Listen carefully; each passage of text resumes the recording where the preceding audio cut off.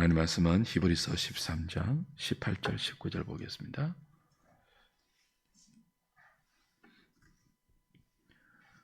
신약성경 369페이지 히브리서 13장 18절 19절 같이 한 목소리로 합독하겠습니다. 우리를 위하여 기도하라. 우리가 모든 우리에게 선한 양심이 있는 줄을 확신하노니 내가 더 속히 너희에게 돌아가기 위하여 너희가 기도하기를 더욱 원하노라. 아멘.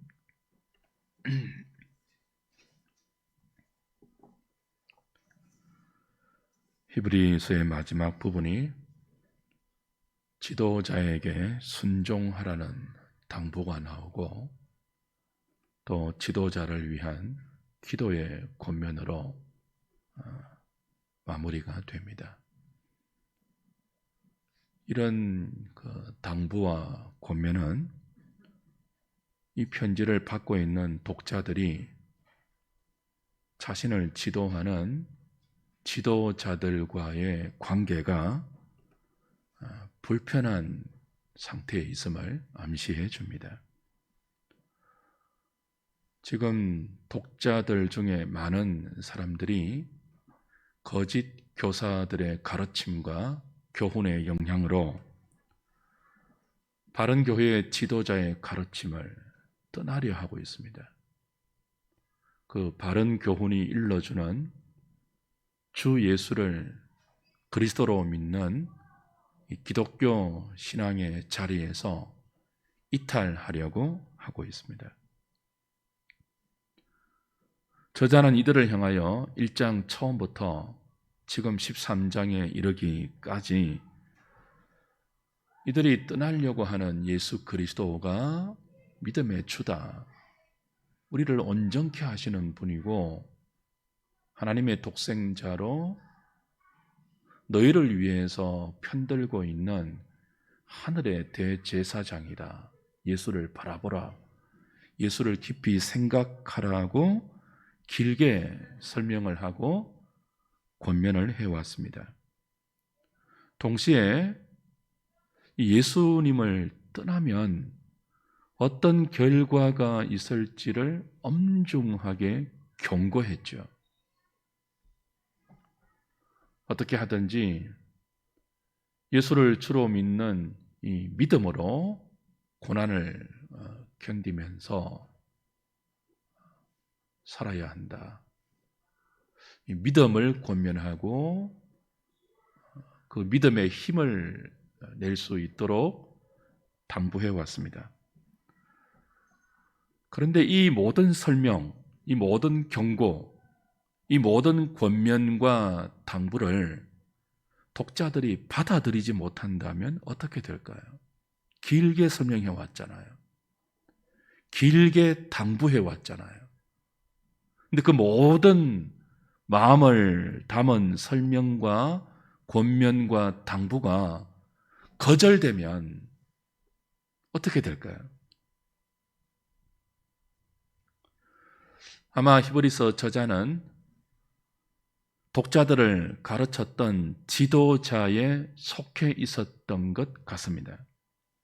13장 7절에 과거의 지도자들을 언급하면서 그들이 너희에게 전했던 진리의 말씀과 너희에게 보였던 믿음의 삶을 본받아라 라고 했던 적이 있죠. 그리고 17절에서는요, 지금의 지도자들에게 순종하고 복종하라. 그들은 마치 너희들을 대신해서 하나님 앞에 청산할 자인 것처럼 깨어서 경성하며 너희들에게 말씀을 가르쳤고 바른 진리의 교훈을 전하였다. 그들의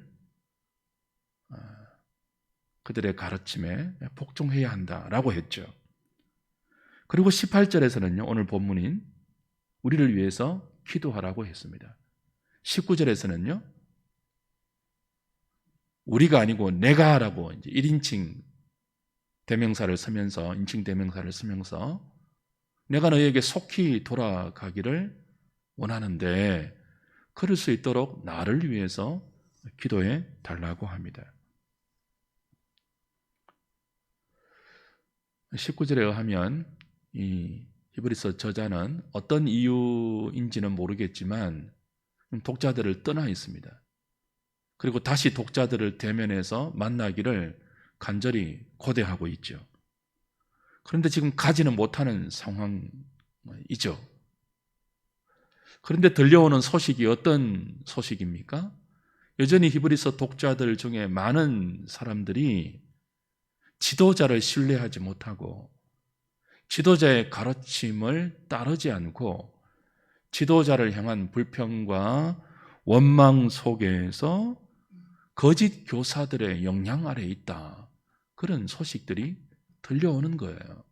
그래서 편지를 마무리하면서 그냥 끝내지 못하고 다시 한번 이런 권면이 필요했죠. 다시 17절을 보십시오. 바로 앞에 9절, 17절. 너희를 인도하는 자들에게 순종하고 복종하라. 그들은 너희 영혼을 위하여 경성하기를 자신들이 청산할 자인 것 같이 하느니라. 그들로 하여금 즐거움으로 이것을 하게 하고 근심으로 하게 하지 말라. 그렇지 않으면 너희에게 유익이 없느니라. 독자들이 지도자에게 순종을 잘하고 그들의 가르침을 잘 따르고 있다면 이런 권면이 왜 필요하겠습니까? 그러지 않기 때문에 너희의 영혼의 유익을 위해서, 너희들 자신의 유익을 위해서 바른 지도자들에게 순종하고 그들의 가르침에 복종하라 하는 권면이 올 수밖에 없죠. 그 권면 후에 이제 오늘 본문에 오면 우리를 위해서 기도해 달라 라고 기도의 요청을 하면서 구차한 변명을, 구차하게 보이는 변명을 늘어놓아요. 18절 보시면요, 우리를 위하여 기도하라. 그리고 그 뒤에 따라 나오는 설명이 변명에 가까운 설명이잖아요. 우리가 모든 일에 선하게 행하려 함으로 우리에게 선한 양심이 있는 줄을 확신한다. 그러니 우리를 위해서 기도해 달라. 뭐 그런 뜻이에요. 지금까지 저자가 한 모든 권면, 모든 설명이 사사로운 감정이나 다른 목적이 개입되지 않는 오직 독자들의 영혼의 유익을 위하여 양심에 거리낌이 없는 순수하고 깨끗한 그 목적으로 했던 설명이다, 가르침이다, 권면이다. 그리고 내가 속히 너희에게 돌아가 이 모든 것들을 대면해서 가르치기를 원하니 기도해 달라. 그런 요청입니다. 우리가 너희들을 위해서 선하게 행하였다. 그리고 지금도 선한 양심으로 하고 있다. 이런 말이 왜 필요하죠? 의심하는 자들이 있기 때문이에요. 참 구차하지 않습니까? 선한 양심이란 깨끗하고 부끄러울 것이 없는 진실한 마음을 뜻합니다. 그러니까 이 저자는 독자들을 향하여서 부끄러울 게 없는 진실하고 깨끗한 마음으로 대해왔다는 거예요. 그리고 히브리서 1장부터 13장 지금까지 자신이 쏟아내었던 모든 가르침과 설명과 당부와 경고와 권면이 모두 순수하고 지극히 깨끗한 동기로 오직 너희들의 영혼의 유익을 위해서 했던 것이라는 일종의 변명이죠. 왜 이런 변명이 필요하죠? 이 편지조차 오해하는 사람이 있다는 분위기를, 들려오는 소식을 감지했기 때문입니다. 히브리서를 마무리하는 이 시점에서 다시 이 편지의 전체적인 분위기를 한번 돌아보십시오. 기독교로 개종한 유대인들이 열심히 신앙생활을 하다가 현실적인 어려움으로 말미암아 많은 숫자가 다시 유대교로 돌아가려고 하고 있습니다. 이들을 향하여서 저자는 유대교는 참교회가 아니다. 예수님을 부정하는 유대교는 구약의 그림자와 율법의 모형 속에 갇혀 있는 거짓 교회이다. 하나님이 주신 율법의 의미를 제대로 알지 못하고 그 율법에 담아놓은 모든 의식들의 본의를 깨닫지 못하고 모든 율법을 완성하러 오신 예수 그리스도를 주로 인정하지 않는 또 다른 정치적, 군사적, 경제적 메시아를 기다리고 있는 자기 만족을 위한 거짓 교회이다. 그러나 너희들이 떠나려고 하는 이 기독교야말로 십자가에 너희를 위해서 피 흘려 죽으시고 너희를 위해서 부활하사 성천하여 성령을 보내시고 오늘도 너희들을 위해서 유일하게 중보하고 계시는, 모두가 너희를 떠날 때에도 너희를 편들고 돕고 계시는 예수 그리스도를 믿는 기독교가 참 교회이다 라고 역설해 왔죠. 그 역설 가운데 5번이나 독자들을 향하여서 엄중한 경고를 했습니다. 2장 1절부터 4절, 3장 7절부터 4장 13절까지, 5장 11절부터 6장 12절까지, 그리고 10장 26절부터 31절까지, 조금 전에 있었던 12장 18절부터 29절까지 무려 5번이나 엄중한 경고를 했습니다. 예수를 떠나면 어떻게 되는지. 그리고 5장 말미부터 6장 서두까지는 이 편지를 받는 사람들, 이 말씀을 듣는 사람들이 굉장히 치욕스럽게 느낄 정도로 너희들은 단단한 음식을 먹지 못하고 젖만 먹어야 하는 참 어린아이다. 유치한 신앙의 수준이다. 조금만 어려운 이야기를 하면 알아듣지 못하는, 예수 믿은 지가 몇 년이나 되는데 어찌 그렇게 성장하지 못하고 도의 초보에 머물러 있느냐라고 이 듣는 사람들이 민망할 정도로, 마치 그 수치를 느낄 정도로 아주 그 신랄한 책망을 했거든요.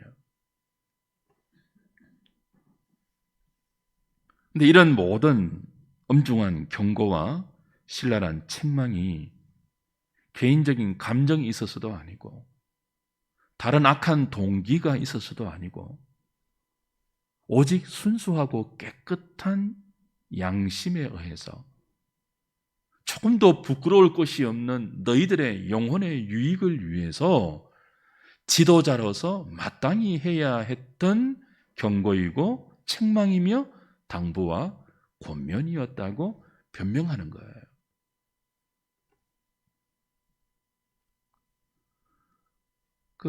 이 구절을 읽으면서 좀 설교자로서 감정이입이 조금은 되었던 것 같아요. 참 힘들었겠다. 이 저자가 누구인지 모르겠지만 많은 사람들이 바울이 저자라고 이렇게 주장하지만, 그러나 이 본문 가운데 분명한 증거가 없기 때문에 누구인지는 모르겠지만 참 힘들었겠다.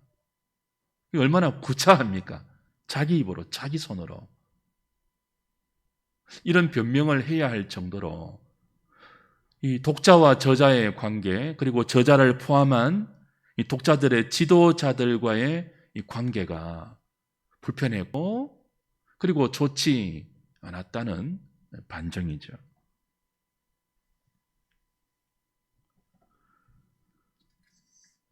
(22절에는) 이런 말도 합니다. 22절 보십시오. 형제들아, 내가 너희를 권하노니 권면의 말을 용납하라. 내가 간단히 너희에게 섰느니라. 정말 편지의 거의 마지막 부분이잖아요. 다시 권하는데 이 권하는 것이 그냥 권이 아니에요. 거의 또 뭐예요? 거의 그 구차한 변명에 가깝죠. 내가 너희를 권하는데 권면의 말을 좀 용납해다오. 이 권면은 설교를 뜻하는 단어입니다. 그 히브리서는 1장부터 13장까지 하나의 긴 설교에 해당되는 서신입니다. 그런데 오늘 저는 54번째 히브리서를 강의하고 있지 않습니까? 56번 정도 될 것 같은데요. 매주일 40분에서 45분, 54번을 지금 강의해 왔는데 이 저자는 이 긴 설교를 간단히 썼다 그럽니다. 간단하다고 그래요. 내용이요. 유대교에 정통하지 않으면 감히 풀어서지 못할 난해한 설명들을 이렇게 곳곳에서 해놓고도 간단히 썼대요. 그러니 여러분 그 주일 설교 40분, 45분 하는 거 길다고 하지 않았으면 좋겠어요. 이 긴 히브리서 전체 설교를 내가 너희에게 간단히 썼으니까 좀 용납해달라. 용납해달라는 말이 뭐예요? 제발 튕기지 말고 이 가르침과 이 설교와 이 권면과 이 경고와 이 책망과 이 당부를 튕기지 말고 수납해서 너희 영혼의 유익으로 삼고 예수에게 잘 붙어 있고 신앙생활을 잘 하라는 당부예요.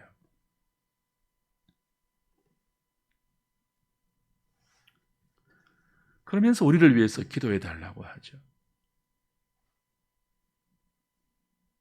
만약 저자가 인간적인 생각만 갖고 있다면 이렇게 구차하게 자기를 변명하고 제발 내 설교를 좀 튕기지 말고 받아서 은혜를 받아라 라고 할 이유가 있겠습니까? 저 같으면 안 하겠습니다. 인간적인 동기로만 이 편지를 쓴다면 그렇게 할 이유가 없잖아요. 자신의 설교를 듣지 않는 성도들에게 제발 제 설교를 좀 들어주십시오. 그런 설교자 있겠습니까? 근데 왜 이렇게 하죠? 오직 그들을 위해서입니다. 오직 독자들을 위해서입니다. 그들의 유익을 위해서 제발 이렇게 하면서까지라도 내 말을 듣고 예수를 떠나지 말라는 거예요. 참 교회에서 거짓 교회로 넘어가지 말라는 거예요.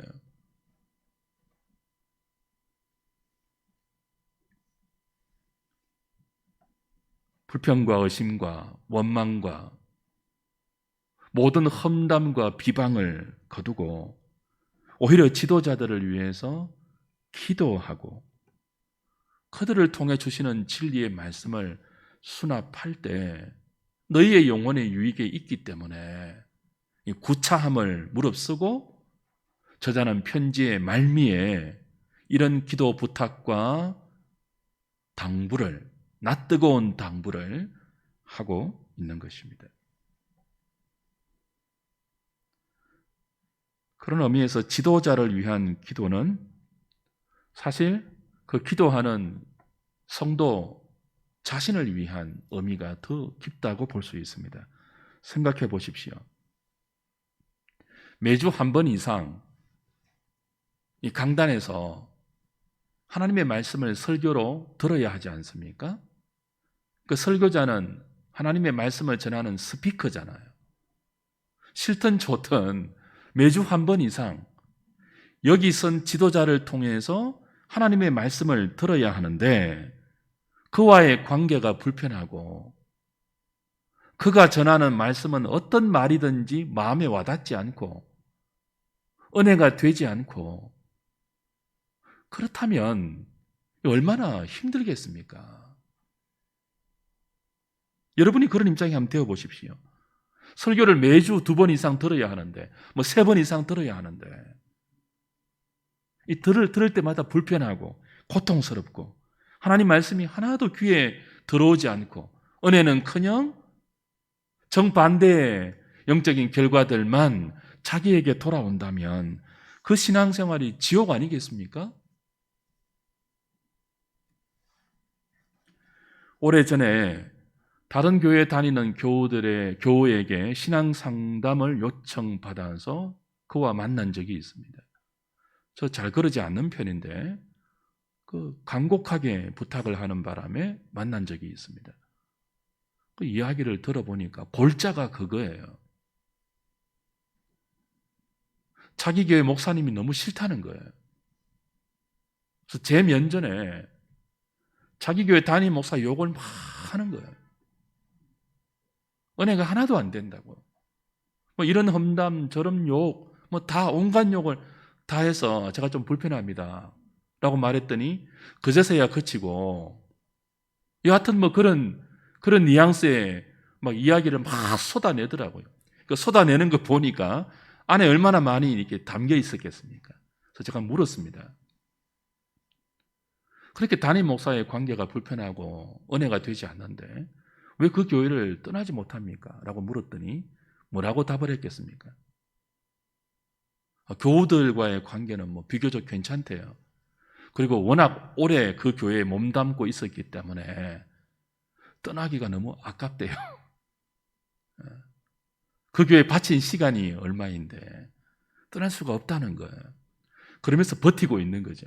너무 힘들다는 거예요. 그 진리 위주가 아니라 관계 위주로 신앙생활을 하는 전형적인 케이스거든요. 뭐 그런 분들은 다른 교회 가도 사실 똑같은 문제를 반복할 수 있습니다. 제가 뭐라고 답했겠습니까? 저는 답을 모르겠습니다. 알아서 하십시오라고 돌려보냈습니다. 그리고 그 이후로부터 다시는 다른 교회 교우들의 상담을 받지 않습니다. 다 거절합니다. 왜 제가 이런 말씀을 드릴까요? 그 조사에 의하면 지금 한국 교회 가운데 목회자를 위해서 기도하는 교인들이 20%도 안 된대요. 몇 프로도 안 된다고요? 20%도 안 된대요. 여러분은 어떻습니까? 저를 위해서 기도하고 계십니까? 우리 사역자들, 전도사님들, 교회를 치리하는 당의 장로님을 위해서 기도하고 계십니까?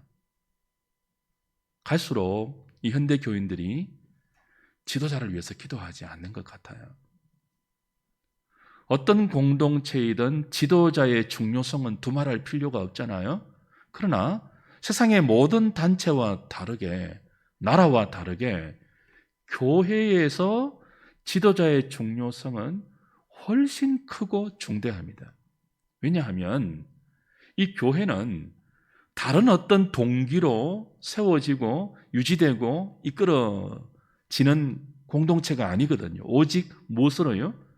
하나님의 진리의 말씀으로만 형성이 되고 그 진리의 말씀으로만 진행이 되는, 진리의 말씀으로만 이끌림을 받는 유일한 공동체가, 이 신적인 공동체가 교회이기 때문에 그 말씀을 맡은 지도자의 역할은 너무나 중요하죠. 그리고 그 지도자와 교우들의 관계도 너무나 중요하죠. 그래서 기도하라는 거예요. 서로를 위해서, 특별히 지도자를 위해서. 말씀을 전하는 지도자의 강건함과 병들지 않은 깨끗한 양심을 위해서, 선한 동기로 사역할 수 있도록 개인적인 야망이나 그릇된 동기를 설교와 목회에 쏟아내지 않도록 기도하라는 것입니다. 이 기도는 사실 지도자를 위한 기도이기보다는 기도하는 자신을 위한 기도이죠.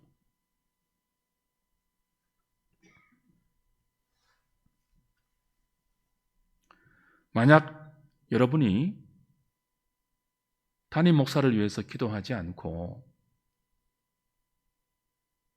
지도자를 위해서 기도하지 않고 어디서 다른 교우나 혹은 다른 사람들 앞에서 기도 대신 험담이나 비방이나 불평이나 원망이나 욕을 한다면 무슨 유익이 있겠습니까? 자기 자신에게, 그리고 공동체에게, 교회에게, 다른 사람에게.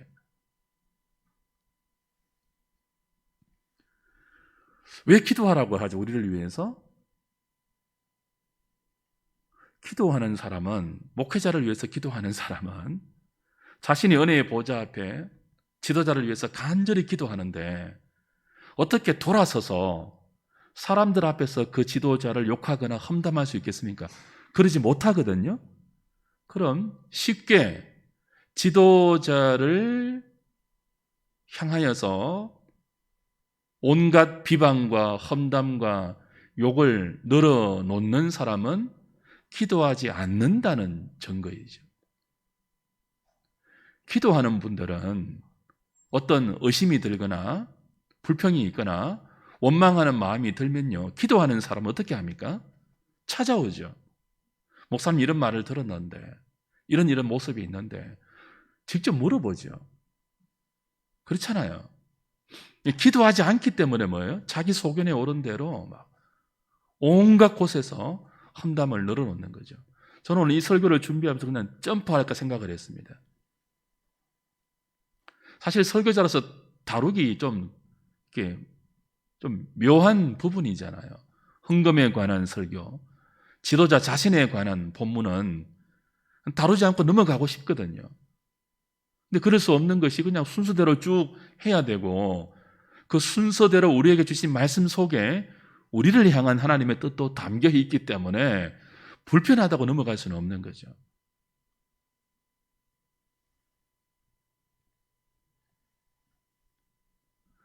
여러분에게 만약 목회자를 위한 기도가 나오지 않고 있다면, 기도 대신 불평과 원망과 험담이 나오고 있다면 한번 자신을 돌아보실 필요가 있습니다.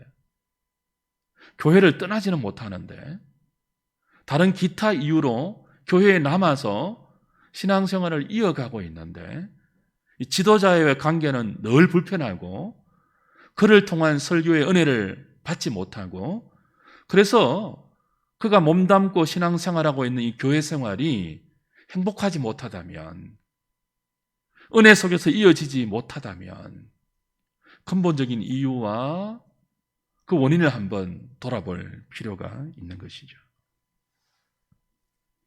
주 안에서 사랑하는 여러분, 교회의 지도자는 교인들을 위해서 기도하는 사람들입니다. 저를 포함해서 대부분의 목회자는 자신을 위한 기도는 거의 하지 않습니다. 기도의 대부분은 교회를 위한 기도이고 성도를 위한 기도예요. 그럼 목회자를 위한 기도는 누가 해줘야 하겠습니까? 여러분이 해주셔야 됩니다.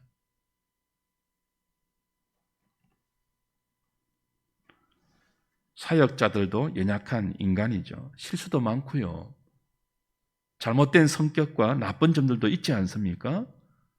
하나님께서 성도들의 기도를 들으시고 은혜를 주시고 갑절의 영감과 능력을 지도자에게 허락해 주시지 않으면 맡은 사명을 감당할 수 없는 연약한 사람들이 지도자들입니다. 그래서 여러분이 기도해 주셔야 합니다. 꼭 기도해 주셔야 합니다. 사탄은 누구보다 교회의 지도자를 노리고 있습니다. 호시탐탐 기회를 엿보고 지도자를 넘어뜨리려고 공격하고 있습니다. 성도들의 기도와 성도들의 사랑이 아니면 한순간도 맡겨진 직무를 제대로 감당할 수 없는 사람이 목사들입니다. 여러분의 기도가 없으면 저도 불의와 타협할 수밖에 없습니다. 여러분의 기도가 없으면 반드시 전해야 하는 진리도 여러분의 눈치를 보면서 사람의 구미에 맞도록 설교해야 됩니다. 여러분의 기도가 없으면 저 역시 부패한 본성을 따라서 저를 좋아하지 않거나 저를 힘들게 하는 사람을 향한 악한 감정이 설교 시간에 표출될 수 있고 저의 개인적인 욕심이나 야망이 어떤 거대한 종교적인 미명을 허울로 둘러서고 여러분 앞에 포장되어 나갈 수 있잖아요. 기도해 주셔야 됩니다. 그렇지 않도록 선하게 행하고 선한 양심으로 깨끗한 동기와 깨끗한 마음으로 순수하고 정직한 마음으로 하나님의 말씀을 전하고 목양할 수 있도록 기도해 주셔야 돼요.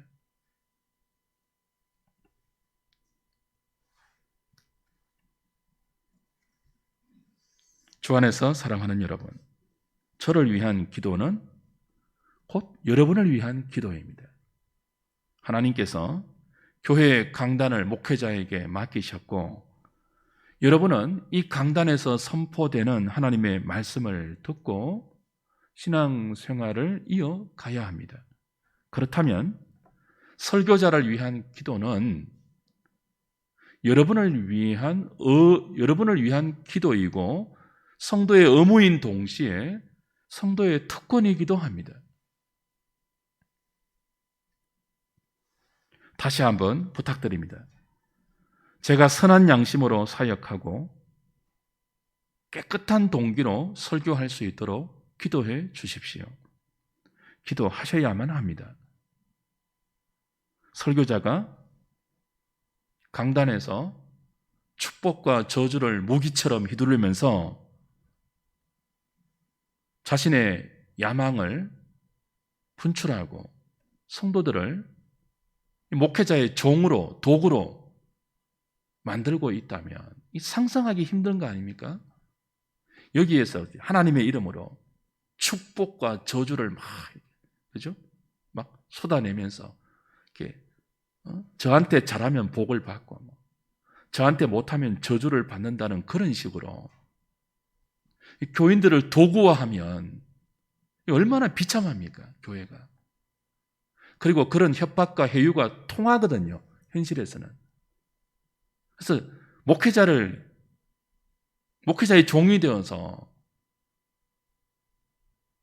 이 목회자의 한마디에 하나님 말씀이 아니고 목회자의 한마디에 이리저리 끌려다니면서 평생을 그게 신앙생활인 줄 알고 속으면서 교회 다니는 일들이 우리에게 있다면 얼마나 불행한 일입니까? 그러지 않기 위해서는 기도하셔야 됩니다. 누구를 위해서요? 지도자를 위해서 기도하셔야 돼요. 악한 양심이 아니라 선한 양심으로 사역할 수 있도록.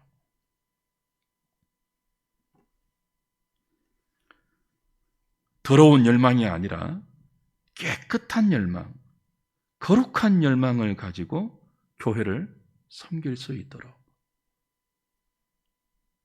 사탄은 강조합니다. 지도자와 성도들 사이를 이간질해서 주의 몸된 교회를 분열시킵니다. 그 분열되어야 할 교회는요, 종과 주인의 관계가 되어서 똘똘 뭉쳐있고 성령이 하나 되게 하신 것을 힘써 지켜야 할 교회는 서로 이간질해서 깨트려버리는 것이 사탄의 강교한 전략이죠. 속지 않도록 우리를 위해서 기도하라는 이 히브리서의 권면을 받아 저와 여러분이 피차에 선한 양심으로 교회를 섬기고 하나님을 사랑하고 지체를 사랑하면서 남은 생에 예수를 깊이 생각하고 그분이 우리에게 주시는 말씀을 더욱 유념하면서 우리의 마음이 완고해져서 자기 소견에 옳은 대로 신앙생활 하지 않도록 저는 여러분을 위해서 기도하고 여러분은 저를 위해서 기도하면서 복된 신앙생활, 여호와의 선하심을 피차에 맛보는 신앙생활, 서로를 존중하고 사랑하고 아끼고 돌보면서 서로를 위한 기도가 끊이지 않는 지도자와 성도들 사이가 될 수 있도록 주께서 우리에게 은혜를 주시고 그 은혜가 우리 가운데 복된 생명의 열매들로 자라고 꽃필 수 있기를 주님의 이름으로 부탁드립니다.